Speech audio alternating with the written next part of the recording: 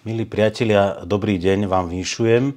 Pripravil som pre vás marcový víny balík z rôznych regiónov Nemecka, rôzne biele vína, aj červené a taktiež nejaké vzorky zo Španielska.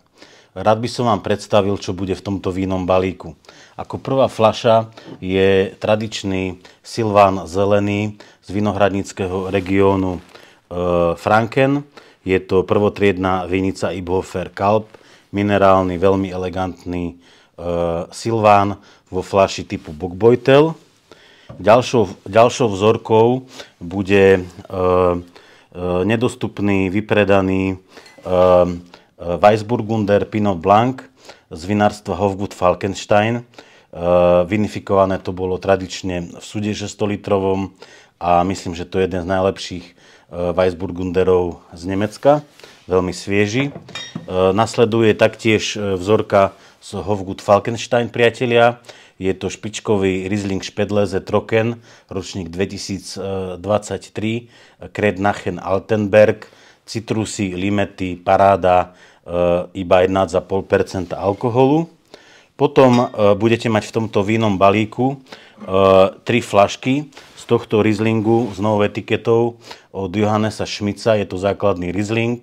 Potom vám pripravím aj ponuku na toto víno vo veľkom 18-fľašovom balíku.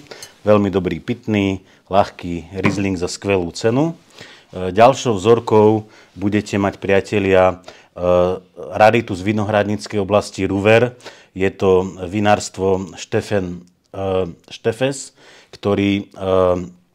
ktorý má iba 3 hektáre viníc a tie vinice sú veľmi strmé, sú medzi lesom a je to, v podloží sa nachádza modrá bridlica. No a teraz by sme pokračovali k červeným vínam. Minule ste mali červené vína z vinohradníckeho regiónu Württemberg v klasifikácii Ortswein. Toto je o triedu vyššie. Je to Frankovka a Pinot Noir od historického vinárstva Grof Neyperg. Takže toto sú dve červené vína nemecké. A teraz príde trojka zo Španielska. Základné víno Marqués de Riscal, ktoré sa volá Riscal 1860. Veľmi pekné víno, veľmi dobre pitné. Potom z vinohradníckeho regiónu Navarra v takejto krásnej dizajnovej fľaši máme posledné kusy. Je to 100% Garnacha.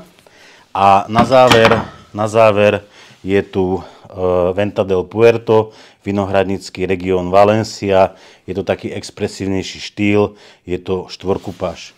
Takže niektoré fľaše sú na degustáciu s priateľmi, niektoré sú pre vás. Oplatí sa to. Ďakujem.